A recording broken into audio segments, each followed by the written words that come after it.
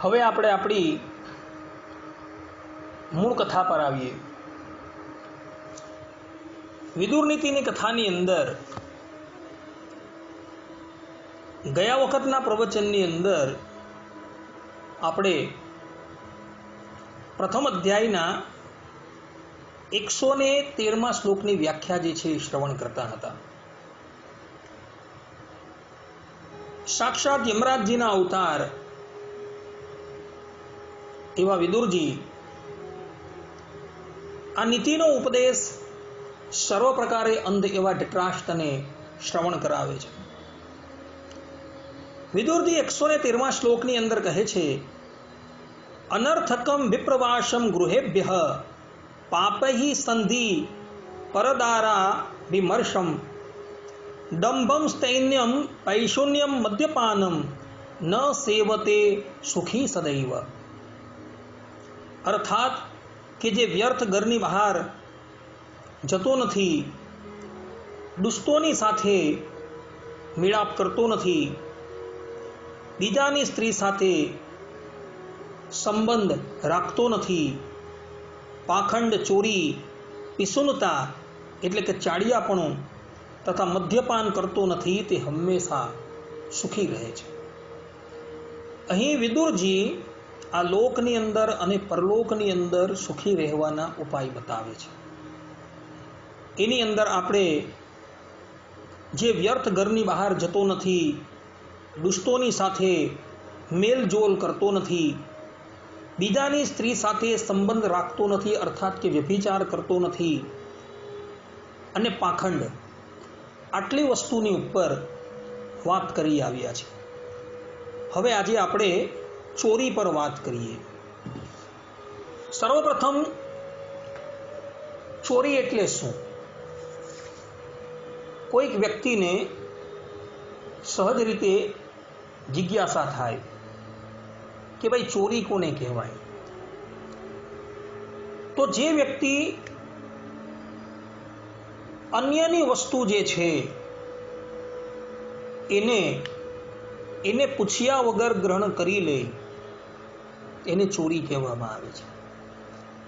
અર્થાત કે બીજાની વસ્તુ જે છે એના પર પોતાનો અધિકાર સિદ્ધ કરવો, એને ચોરી કહેવામાં આવે છે.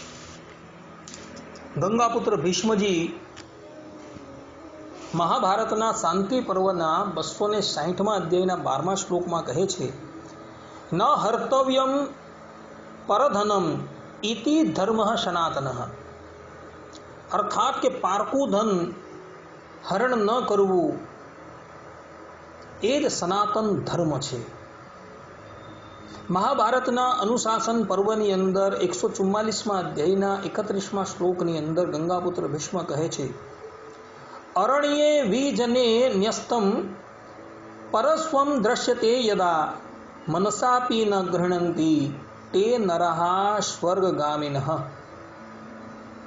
અર્થાત કે નિર્જન જંગલમાં પડેલું ધન જો દેખાય છતાં પણ મનુષ્ય તેને ગ્રહણ ન કરે, આ પ્રમાણે કરનારો વ્યક્તિ જે છે એ સ્વર્ગની અંદર જાય છે.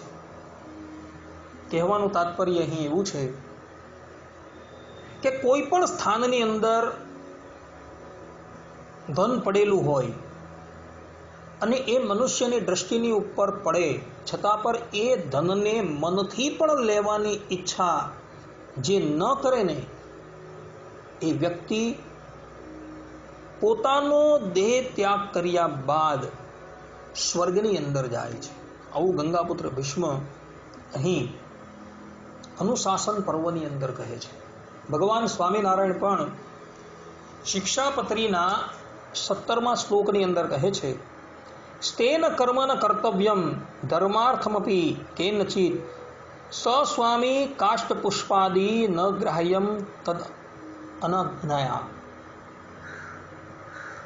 અર્થાત અને ધર્મ કરવાને અર્થે પણ અમારા સત્સંગી કોઈએ ચોરનું કર્મ ન કરવું, અને ધણિયાતાનું જે કાષ્ઠ પુષ્પ આદિક વસ્તુ તે તેના ધણીની આજ્ઞા વગર ન લેવું. ભગવાન સ્વામિનારાયણે જે આ વચન કહ્યા છે એની ટીકાની અંદર સદગુરુ સતાનંદ સ્વામી જે છે એ સ્પષ્ટ રૂપે કહે છે કે ધર્મ કરવાને અર્થે પણ ચોરનું કર્મ ન કરવું, અને એ કર્મ જે છે એ મન, વાણી અને કાયથી ત્યાગવું. અર્થાત કે કેવલ ક્રિયાની અંદર જ એ વસ્તુ અપનાવવી નહીં, પરંતુ મનથી અને વચનથી પણ એ વસ્તુ અપનાવવી. અર્થાત કે મનથી પણ ક્યારેય પારકું ધન ગ્રહણ કરવાની ઈચ્છા ન કરવી. આ જ સનાતન ધર્મ છે. ભક્તો, શાસ્ત્રોની અંદર એવા વચનો પણ જોવા મળે છે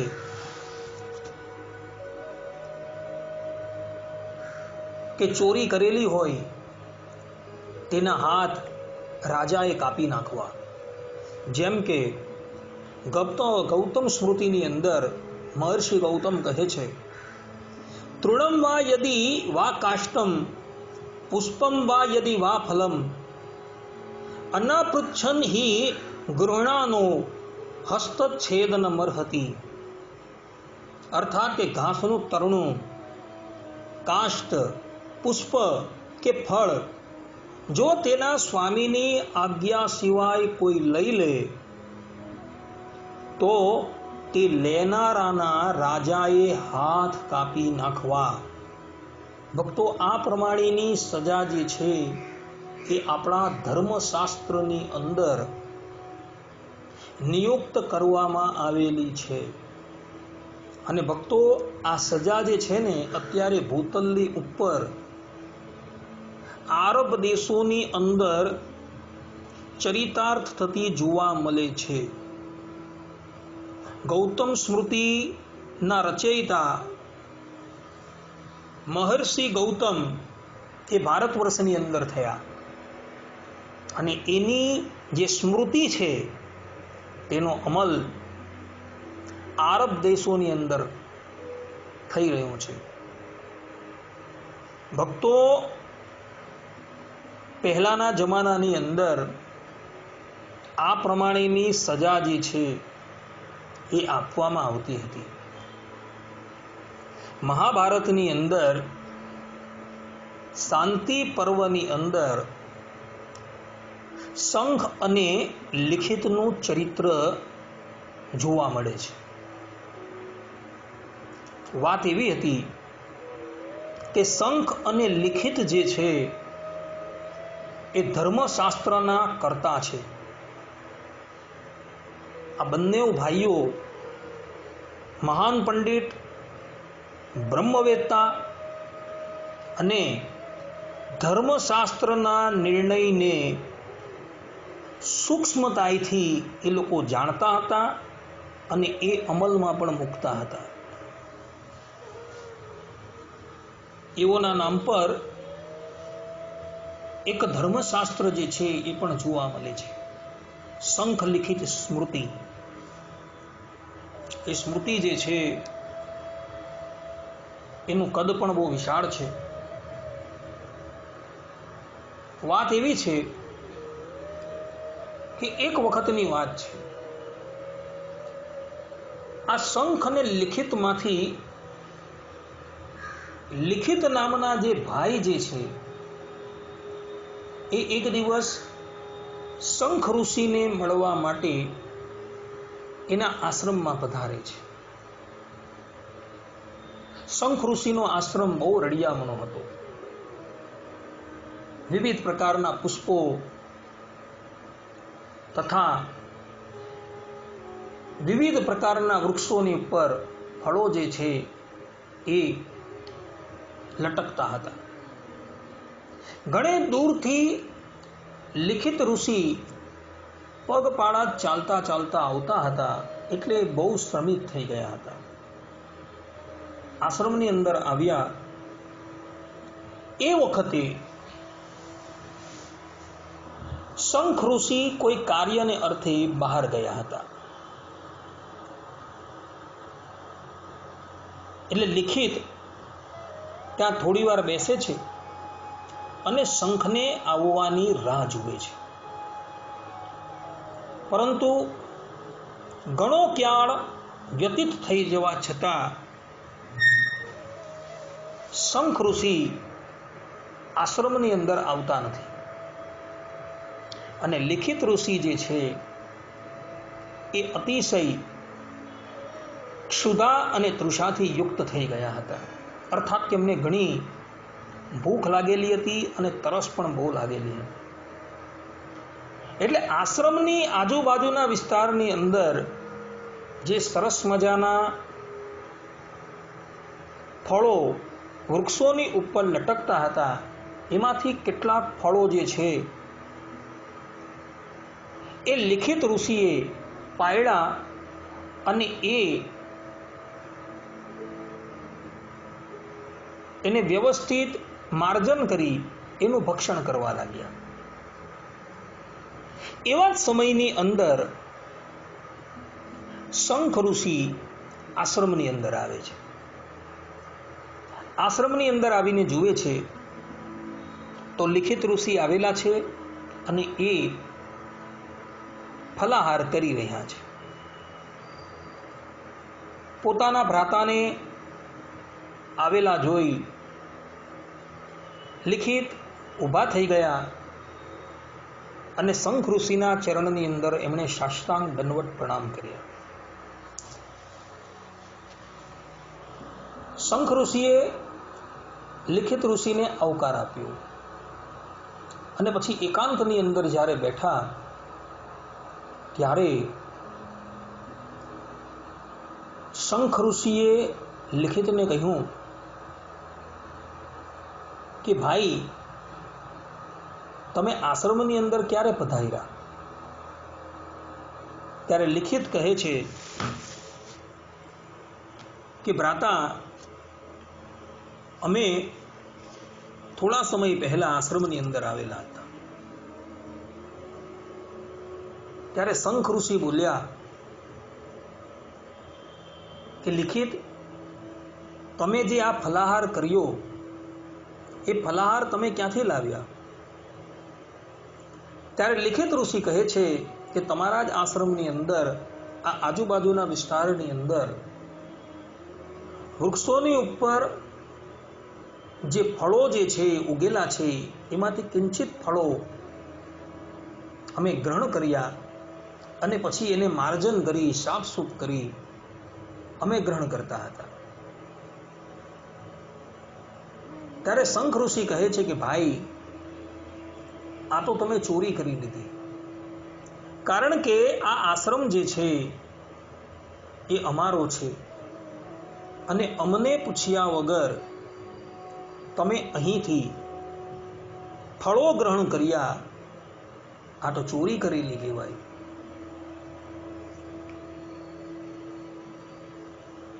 શંખ ઋષિની વાત સાંભળી લિખિત ઋષિ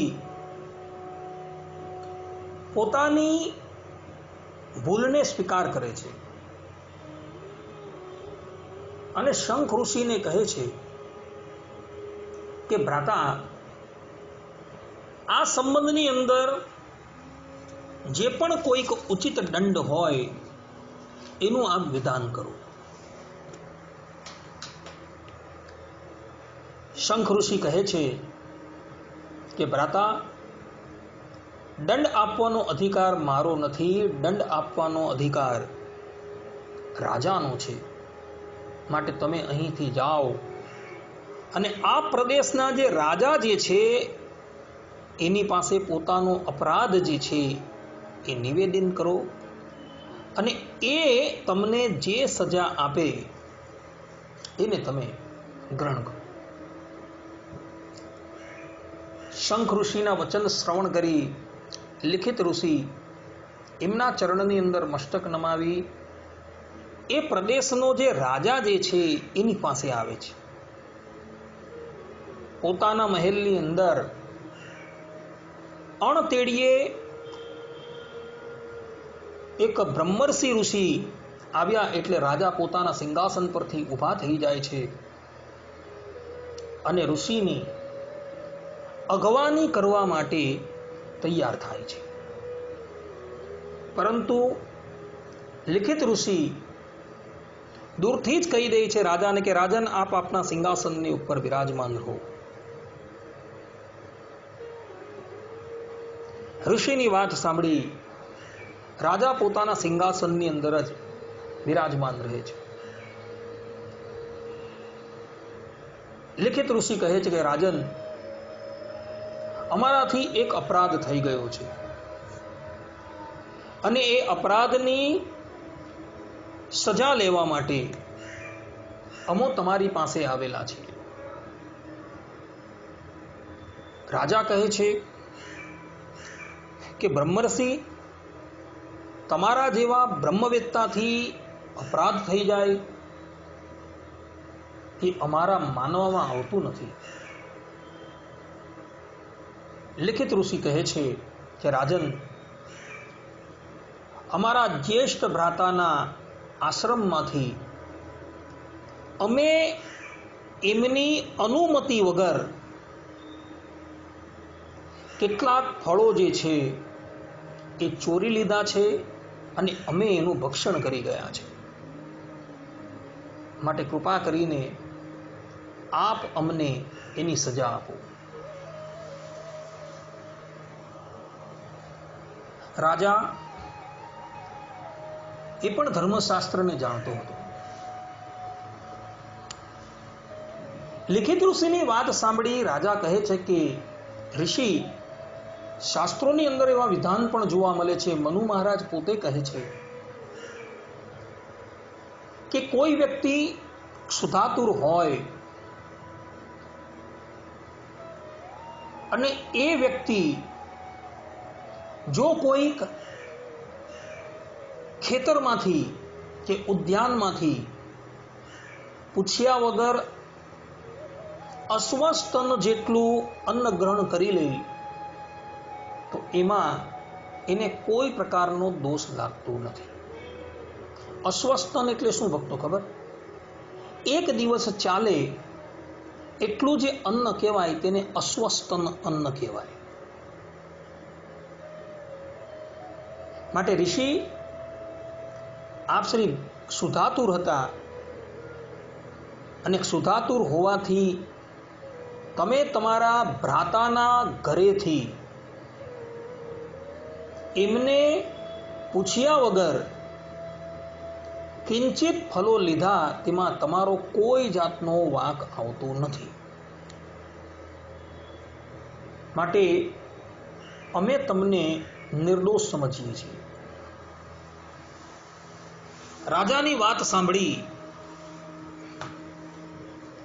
લિખિત ઋષિ કહે છે કે રાજન, તમે જે ધર્મશાસ્ત્રનો નિર્ણય આપ્યો એની અંદર પણ વિવેક રાખવાનો છે. ધર્મશાસ્ત્રની અંદર સ્પષ્ટ રૂપે કહ્યું છે કે જે વ્યક્તિ 3 તંક અન્નથી રહિત હોય, અર્થાત કે 3 સમય એ અન્ન પ્રાપ્ત ન કરી શકે, તો પછી એ કોઈના ખેતરમાંથી કે ઉદ્યાનમાંથી અન્ન ગ્રહણ કરે તો એમાં એને દોષ નથી. પરંતુ અહીં હું 3 તંખ લગીન ક્ષુધાતુર ન હતો. માટે તમે આ સંબંધની અંદર જે પણ કંઈક દંડનું વિધાન હોય એ નક્કી કરો. રાજાએ જોયું કે ઋષિનો બહુ આગ્રહ છે. આ તપસ્વી ઋષિ છે, બ્રહ્મવેત્તા છે. જો એને ઉચિત ન્યાય આપવામાં ન આવશે તો એ કદાચ શાપ આપી દે. એટલે રાજા ઋષિને કહે છે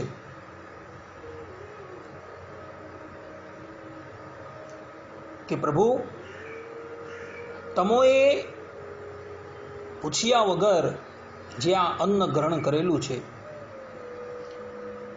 એની સજા ગૌતમ ઋષિએ બતાવેલી છે. ગૌતમ ઋષિએ સ્મૃતિની અંદર સ્પષ્ટ રૂપે કહ્યું છે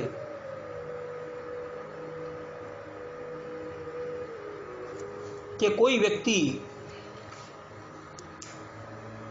ઘાસનું તરણું, કાષ્ટ, પુષ્પ કે ફળ જો તેના સ્વામીની આજ્ઞા સિવાય લઈ લે તો લેનારાને સજાના રૂપની અંદર એના બંને હાથ જે છે એ કાપી નાખવા.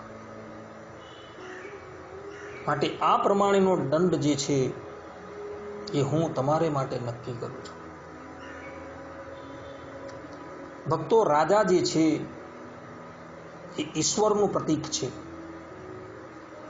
જ્યારે એ પ્રજાની સાથે ન્યાય કરતો હોય ને ત્યારે એ યમરાજનું રૂપ ધારણ કરે છે. પ્રજાને જ્યારે ધન વિતરણ કરતો હોય છે ત્યારે એ કુબેરનું રૂપ ધારણ કરે છે.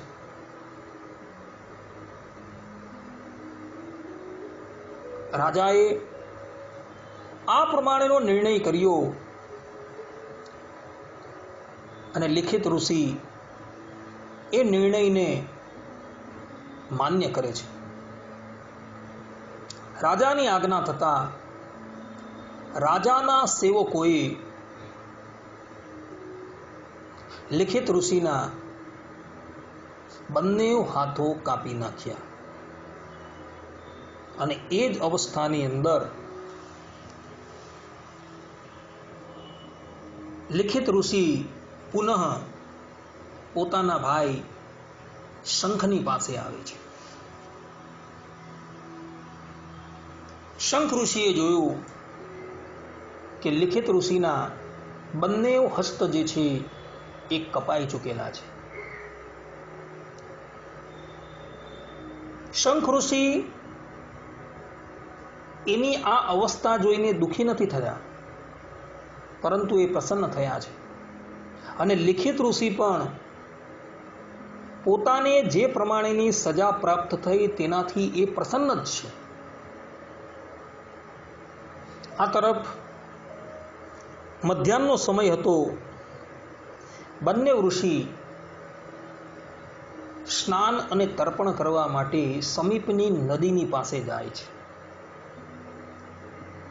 અને જ્યાં લિખિત ઋષિ સ્નાન કરવા માટે નદીની અંદર ડૂબકી મારે છે ત્યાં જ એના હાથો જેમ હતા તેમ પુનઃ થઈ જાય છે.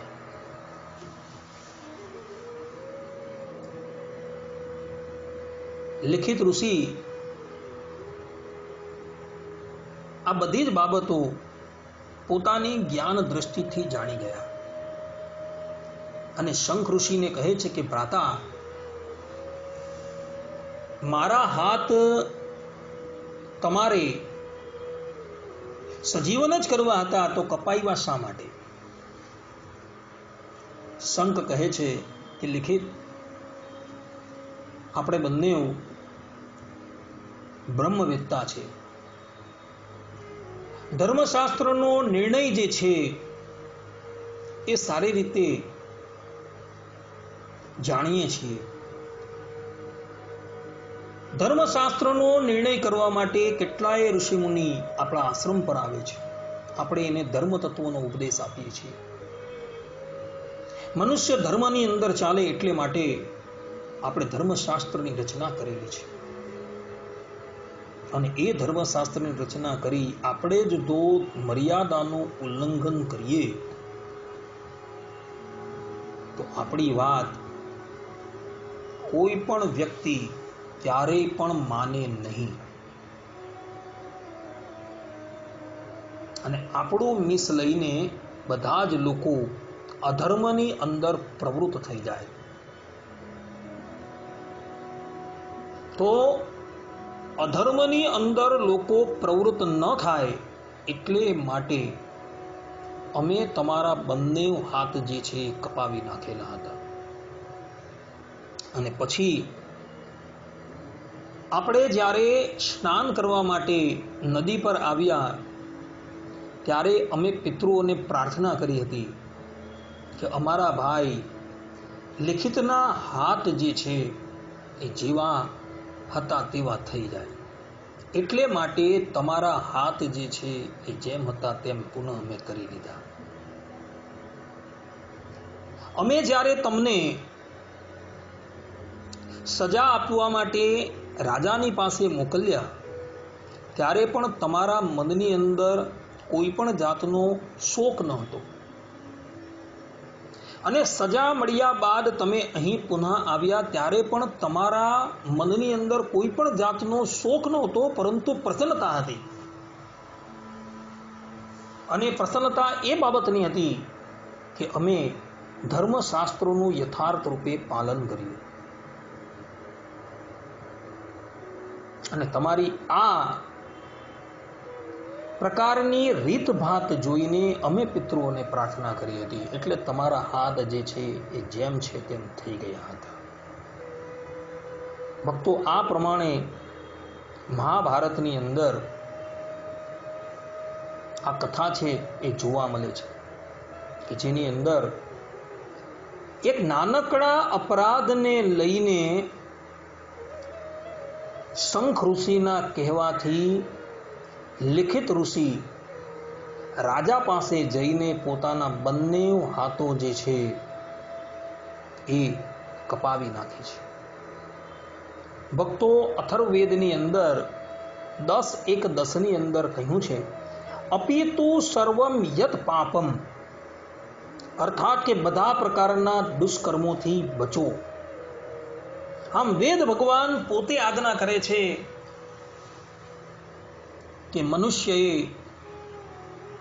દુષ્કર્મ એટલે કે પાપથી બચવું.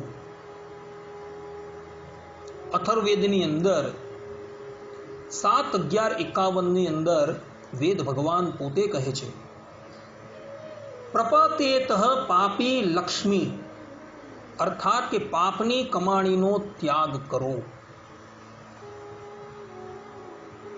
વ્યાપારની અંદર કોઈની સાથે છેતરપિંડી કરો નહીં. જેટલો નફો લેવાની જરૂર હોય એટલો જ નફો એની પાસે ગ્રહણ કરો, વધારે ન લેવું. અથર્વવેદની અંદર 14:1-57 ની અંદર કહ્યું છે, ન સ્ટેય મદભી, કે ચોરીનું ધન ક્યારેય પણ વાપરો નહીં. આમ સ્પષ્ટ રૂપે વેદ ભગવાને આજ્ઞા કરેલી છે. ભક્તો, શાસ્ત્રોની અંદર એવા પણ ચરિત્રો જોવા મળે છે કે જે ભગવાનના ભક્ત હતા, અને ભગવાનના ભક્ત હોઈને ભગવાનને માટે જે લોકો ચોરી કરવા માટે ગયા છે તે લોકોએ પણ એ પાપની સજા જે છે એ ભોગવવી પડી છે. શિવ પુરાણની અંદર અને સ્કંદ પુરાણમાં પુષ્પદંત નામના ગંધર્વનું આખ્યાન આવે છે. આ પુષ્પદંત નામનો ગંધર્વ જે છે ને ભક્તો, ભગવાન શંકરનો એકાંતિક ભગવદ ભક્ત હતો. એટલે ભગવાન શંકરની ઉપર બહુ નિષ્ઠા, અને નિત્ય એ કમળથી ભગવાનની પૂજા કરતો હતો. એક સમયની વાત છે, પોતે જે સ્થાનની અંદર નિવાસ કરીને રહેતો હતો ત્યાં કમળની અછત ઊભી થઈ ગઈ.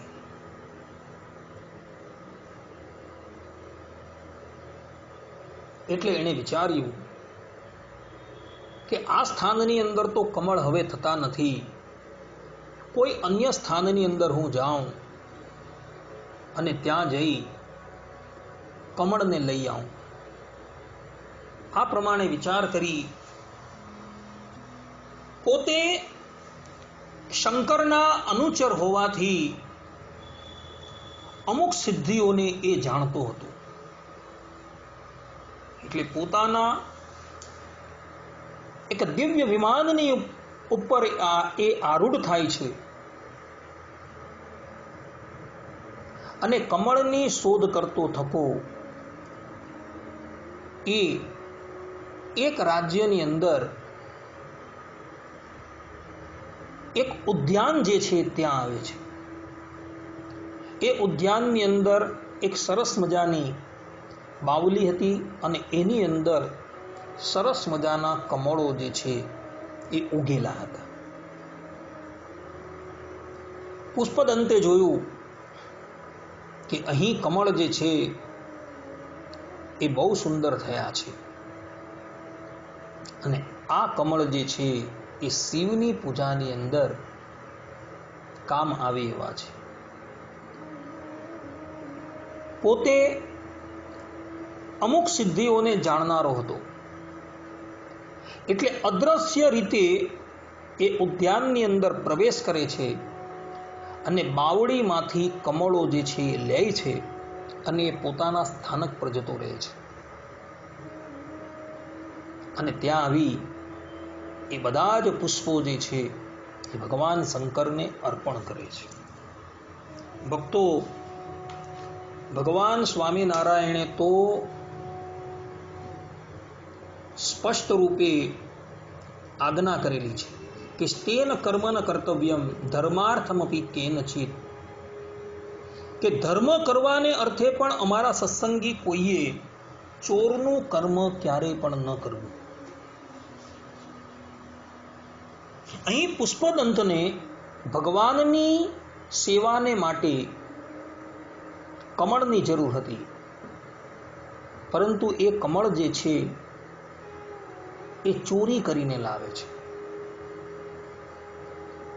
ત્યાર પછી તો આ પુષ્પદંતને એ કમળો એટલા બધા પ્રિય થઈ પડ્યા કે નિત્ય એ ઉદ્યાનની અંદર આવે અને પોતાની અદ્રશ્ય વિદ્યાનો પ્રયોગ કરી એ કમળને ચૂંટી ત્યાંથી પલાયન થઈ જાય.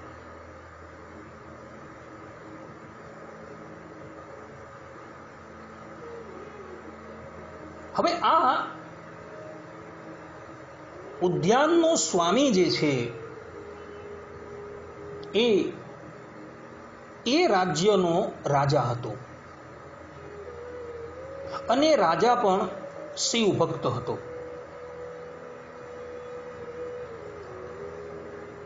એણે પણ આ બાવડીની અંદર જે કમળો જે છે વાવેલા હતા એ કમળનો ઉપયોગ એ કેવલ શિવની પૂજાને માટે જ કરતો હતો. આ તરફ એકાએક ઉદ્યાનમાં રહેલી બાવડીમાંથી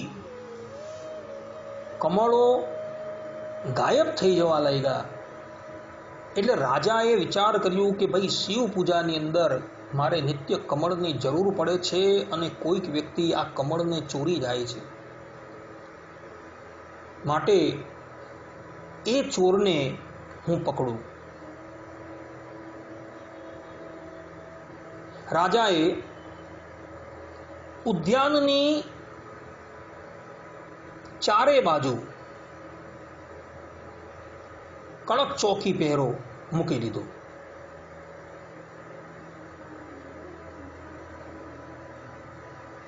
અને જે પણ કોઈક આવે એને પકડીને કેદખાનામાં નાખવાની પોતાના સિપાહીઓને આજ્ઞા કરી. આ તરફ પુષ્પદંત નામનો ગંધર્વ નિત્યના નિયમ પ્રમાણે ઉદ્યાનની અંદર પ્રવેશે છે, પરંતુ કોઈ પણ વ્યક્તિ એને જોઈ શકતું નથી અને એ કમળોની ચોરી કરી ત્યાંથી પલાયન થઈ જાય છે. સિપાહીઓએ જોયું કે અમારા આટલા કડક પહેરા હોવા છતાં પણ ઉદ્યાનમાંથી પુષ્પ જે છે એ ચોરાઈ જાય છે. એટલે એ લોકો રાજાની પાસે આવ્યા અને બધી જ વાત રાજાને કહે છે. રાજા વિચારવા લાગ્યો કે હવે મારે આ ચોરને પકડવો કેવી રીતે. એણે પોતાના ગુરુજીને આ બાબતની અંદર વાત કરી. ગુરુજી હતા, એણે કહ્યું કે રાજન, જે પણ કોઈક વ્યક્તિ તમારા ઉદ્યાનમાંથી પુષ્પોની ચોરી કરે છે એ અવશ્ય અદ્રશ્ય વિદ્યાને જાણતો હોવો જોઈએ. અને એ અદ્રશ્ય થઈ જવાની વિદ્યાનો પ્રયોગ કરી તમારા ઉદ્યાનની અંદર એ પ્રવેશે છે અને એ કમળને ચોરીને જતો રહે છે. માટે એક કામ કરો, તમારા ઉદ્યાનની ચારે બાજુ તમે શિવ નિર્માલ્ય જે છે એને બિછાવી દો. અને જેવો ચોર ઉદ્યાનની અંદર પ્રવેશ કરશે અને એનો પગ શિવ નિર્માલ્યની ઉપર પડશે, તેવી એની બધી જ વિદ્યા જે છે એ સમાપ્ત થઈ જાય. ભક્તો, શાસ્ત્રોની અંદર વિધાન છે કે પરમાત્માના શ્રી અંગ પર ચડેલું પુષ્પ એ જો તમારા પગની નીચે આવી જાય તો એનાથી તમારી બધી વિદ્યાઓ સમાપ્ત થઈ જાય. તમને ભયંકર પાપ લાગે છે. માટે ક્યારેય પણ જીવનની અંદર ભગવાનનું નિર્માલ્ય જે છે એ પોતાના પાદ તળે ક્યારેય પણ ન આવે.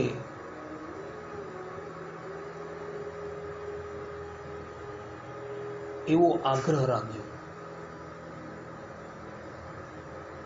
આ તરફ બધા જ નિર્માલ્ય ઉદ્યાનની ચારે બાજુ બિછાવી દેવામાં આવ્યા. તે પછી પ્રાતઃકાળનો સમય થયો એટલે પુષ્પદંત નામનો ગંધર્વ નિત્યની જેમ ચોરી કરવા માટે એ ઉદ્યાનની અંદર પ્રવેશે છે. પરંતુ જેવો એ ઉદ્યાનની અંદર પ્રવેશ કરે છે ને, ત્યાં જ એ શિવ નિર્માલ્યનું ઉલ્લંઘન કરે છે. શિવ નિર્માલ્ય પર એનો પગ પડી જાય છે અને પગ પડી જતા એની જે અદ્રશ્ય વિદ્યા જે છે એ સમાપ્ત થઈ જાય છે અને એ બધાની દ્રષ્ટિની અંદર આવી જાય છે. રાજાના સિપાહીઓએ જોયું કે કોઈક દેવતાઈ પુરુષ જે છે એ આ ઉદ્યાનની અંદર પુષ્પ ચોરવા માટે આવેલો છે. રાજાના સૈનિકો પુષ્પદંતને બંદી બનાવી દે છે અને રાજાની પાસે ઉપસ્થિત કરે છે. રાજા એને કેદખાનાની અંદર નાખી દે છે. પુષ્પદંત નામનો ગંધર્વ પોતાની કરણીની ઉપર મનોમન બહુ પસ્તાય છે. પરંતુ ભક્તો, અંતે તો એ ભગવાનનો ભક્ત હતો. પોતાનાથી ભૂલ થઈ ગઈ એનો એને પસ્તાવો હતો. એટલે એ કેદખાનામાં રહેતો થકો ભગવાન શંકરનું સ્તવન કરે છે. પુષ્પદંત નામના ગંધર્વએ ભગવાન શંકરની જે સ્તુતિ કરીને એ શિવ મહિમ્ન સ્તોત્ર જે કહેવામાં આવે તેનાથી કરી હતી. મહિમ્ન પારમ તે, એ જે સ્તોત્રમ છે એના દ્વારા એ પુષ્પદંત નામનો ગંધર્વ ભગવાન શંકરની સ્તુતિ કરે છે અને સ્તુતિથી પ્રસન્ન થઈને ભગવાન શંકર એની સન્મુખ પ્રગટ થાય છે.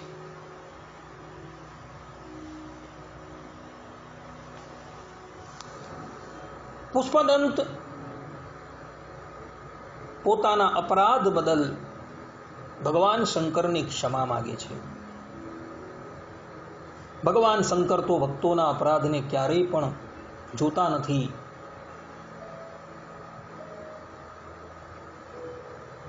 એટલે એ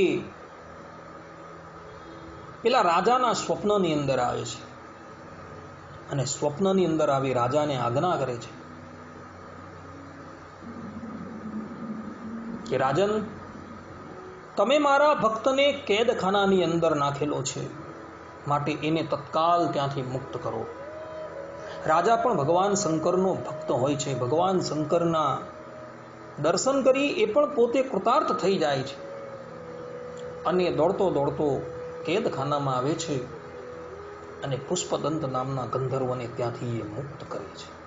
કહેવાનું તાત્પર્ય ભક્તો એ છે કે ભગવાનને અર્થે પણ પુષ્પદંત નામનો ગંધર્વ ચોરી કરવા માટે ગયો તો એણે પણ એ પાપની સજા જે છે એ ભોગવવી પડી. માટે ભક્તો, ક્યારેય પણ ચોરીનું કર્મ તમે ક્યારેય પણ કરતા નહીં. વાલ્મીકી રામાયણની અંદર વાલ્મીકીજી પોતે કહે છે કે માતૃવત પરદારેષુ પરદ્રવ્યેષુ લોષ્ટવત આત્મવત સર્વભૂતેષુ યહ પશ્યંતિ સ પંડિતઃ.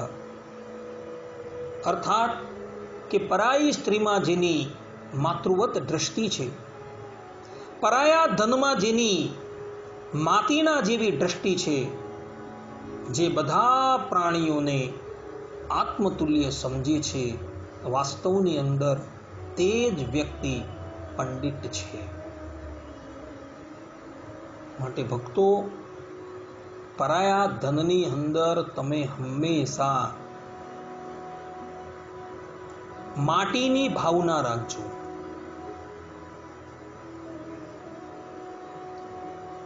અને માટીની ભાવના રાખી એને હંમેશા ત્યાગ કરજો.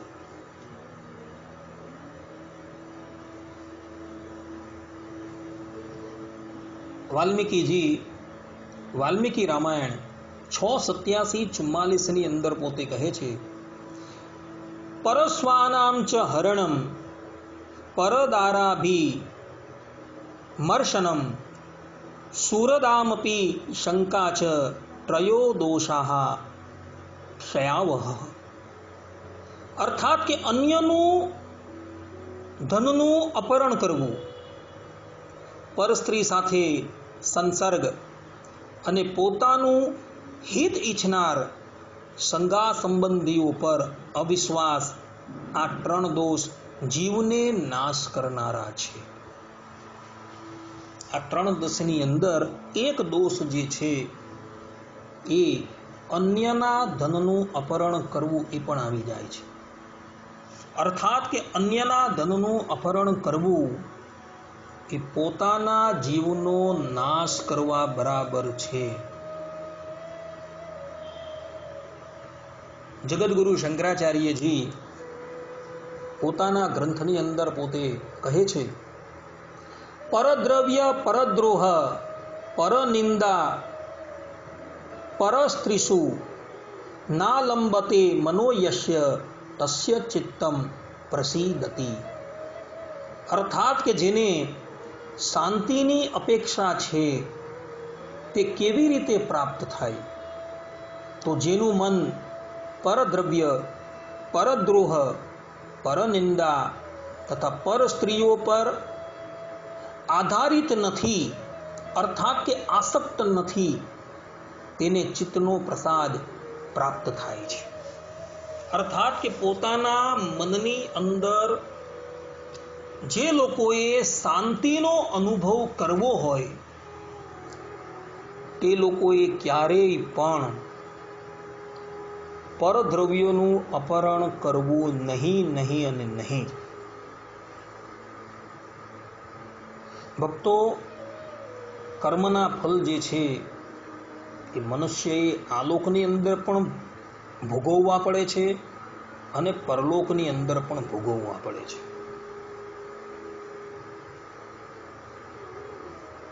આજે તમે કોઈક મનુષ્યના ધનનું અપહરણ કરો તો કાલે કોઈક વ્યક્તિ તમારા ધનનું પણ અપહરણ કરી દેશે. ભલે તમે રાજાના નેત્રથી બચી જાઓ, પરંતુ યમરાજના નેત્રથી તમે ક્યારેય પણ બચી શકવાના નથી. યમરાજની દ્રષ્ટિ હંમેશા તમારા પર લાગેલી જ હોય છે. ચોરી છુપી તમે પાપ કરો તો એમ ન સમજતા કે મને જોનારો કોઈ નથી.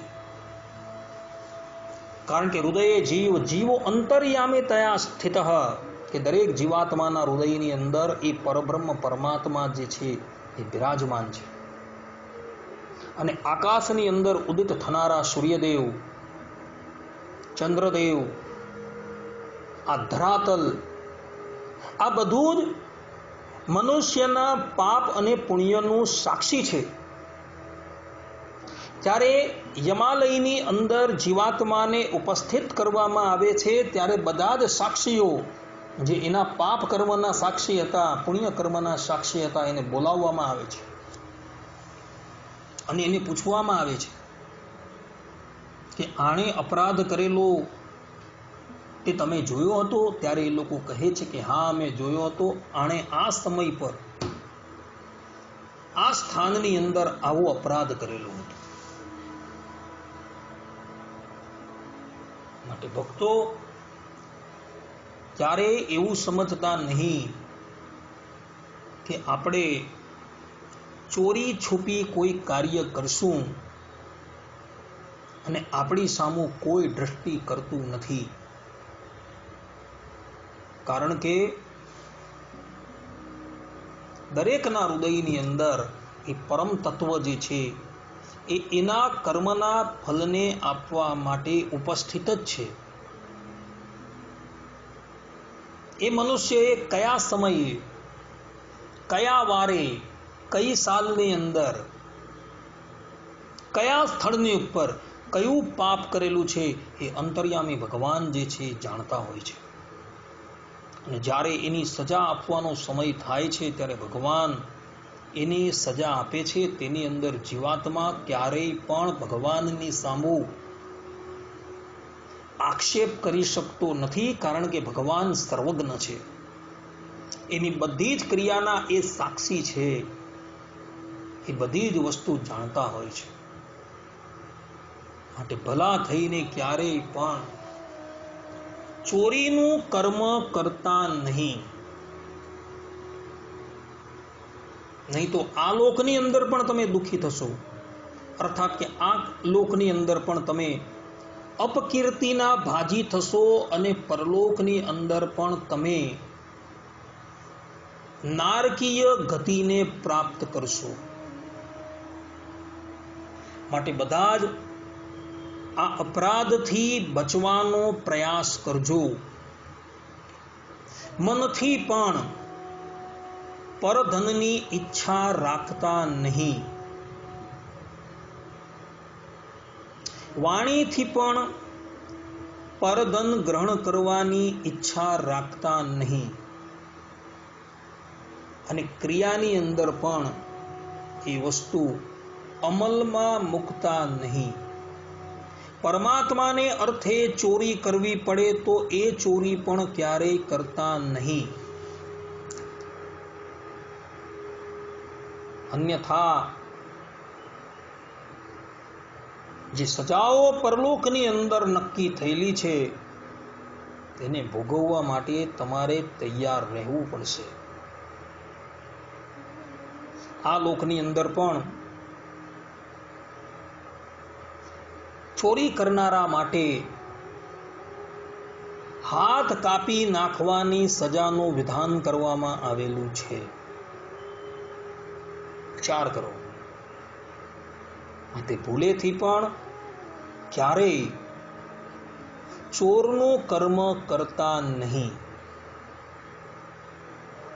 અન્યથા આ લોકની અંદર પણ દુઃખી થશો અને પરલોકની અંદર પણ તમે દુઃખી થશો.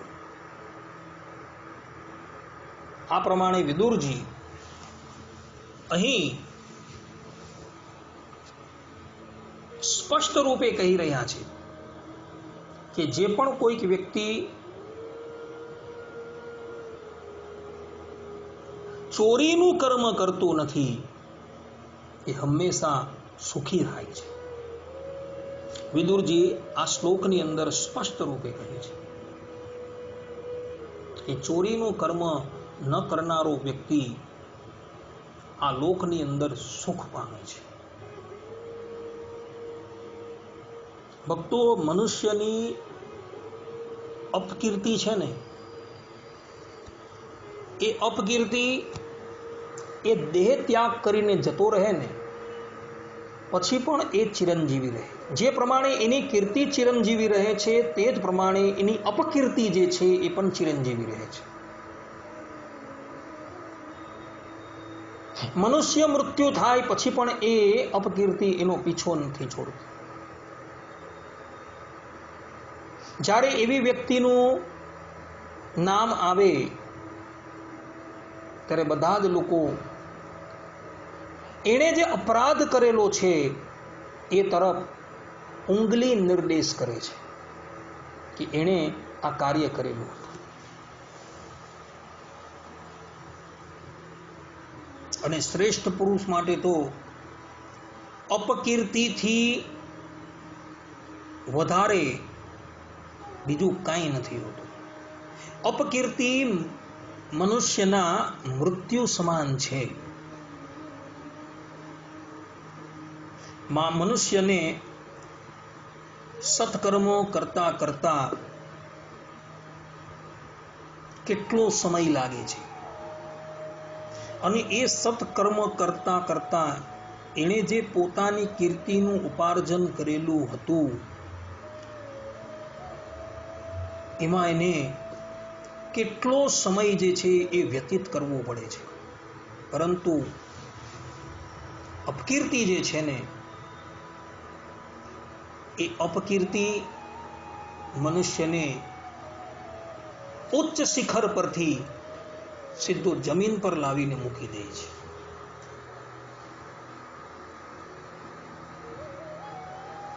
માટે ભક્તો, ક્યારેય પણ પોતાની અપકીર્તિ થાય એવો પ્રયાસ કરતા જ નહીં. ચોરી છે, વ્યભિચાર છે, એ બધાથી હંમેશા તમે દૂર રહેજો. તો તમે આ લોકની અંદર પણ સુખની પ્રાપ્તિ કરી શકશો અને પરલોકની અંદર પણ સુખની પ્રાપ્તિ કરી શકશો. ભગવાનને અર્થે પણ ક્યારેય ચોરીનું કર્મ ન કરતા, ધર્મને અર્થે પણ ક્યારેય ચોરીનું કર્મ ન કરતા. ભગવાન ચોરી કરેલા દ્રવ્યથી લાવવામાં આવેલી સામગ્રીથી ક્યારેય પણ પ્રસન્ન થતા નથી. ગીતાની અંદર તો ભગવાન પત્ર પુષ્પમ ફલમ તોય એના દ્વારા સ્પષ્ટ રૂપે કહે છે કે પત્ર છે, પુષ્પ છે કે જલ છે, એ પણ જો મને પ્રેમથી અર્પણ કરવામાં આવે તો હું એ સહજ રીતે ગ્રહણ કરી લઉં છું.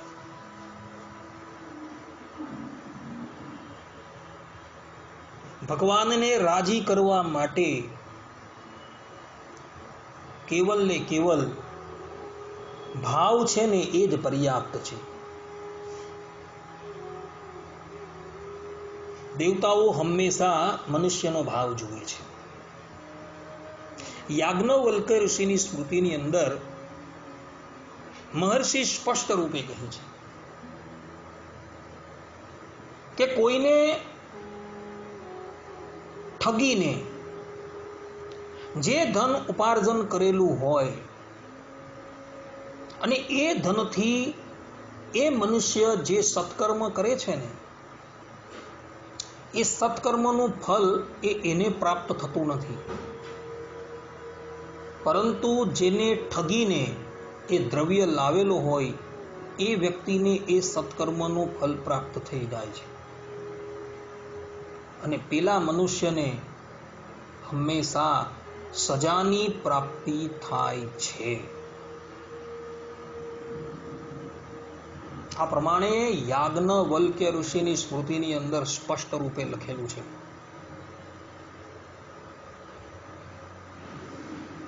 અને એ ચોરી કરેલા દ્રવ્યથી તમે જે પણ કોઈક વસ્તુ ઉપાર્જન કરો છો એ વસ્તુ તમને ક્યારેય પણ શાંતિથી જીવન વ્યતીત કરવા દેશે જ નહીં. તમે હંમેશા મનમાં ને મનમાં ઉદ્વેગ પામતા રહેશો. માટે પોતાનું હિત ઈચ્છતા હોવ તો તમે આ ક્રિયાથી હંમેશા પરાંગમુખ રહેજો. જે વ્યક્તિએ પરબ્રહ્મ પરમાત્માની પ્રસન્નતા પ્રાપ્ત કરવી છે એ લોકોએ આ કર્મની અંદર ક્યારેય પણ પ્રવૃત્ત ન થવું એ સિદ્ધાંત વાત છે.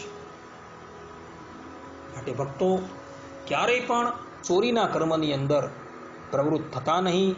આટલું કહીને હું મારી વાણીને વિરામ આપું છું. અહીં વિદુર નીતિની કથાની અંદર 113મા શ્લોકની વ્યાખ્યાની અંદર હજુ કેટલીક વસ્તુ કહેવાની તમને બાકી છે, પરંતુ સમયનો અભાવ હોવાથી આ કથા જે છે એ હું અહીં વિરામ આપું છું. હવે પછીની વિદુર નીતિની કથાની અંદર બીજી પણ જે 113મા શ્લોકની અંદર જે પણ કંઈક બાબત આવે છે તેની આપણે ચર્ચા કરશું. ત્યાં લગીન બધા જ ભગવત ભક્તોને હેતપૂર્વક જય સ્વામિનારાયણ. સર્વે સંતુ નિરામયઃ, સર્વે સુખીનો ભવંતુ, સર્વે ભદ્રાણી પશ્યંતુ, મા કશ્ચિત દુઃખ ભાગ ભવેત. અસ્તુ. જય સ્વામિનારાયણ. શ્રીપતિમ શ્રીધરમ સર્વદેવીશ્વરમ ભક્તિધર્માત્મજમ વાસુદેવમ હરે માધવમ કેશવમ કામદમ કારણમ શ્રી સ્વામિનારાયણમ નીલકંઠમ ભજે સહજાનંદ સ્વામી મહારાજની જય. બધા જ ભગવત ભક્તોને હેતપૂર્વક જય સ્વામિનારાયણ.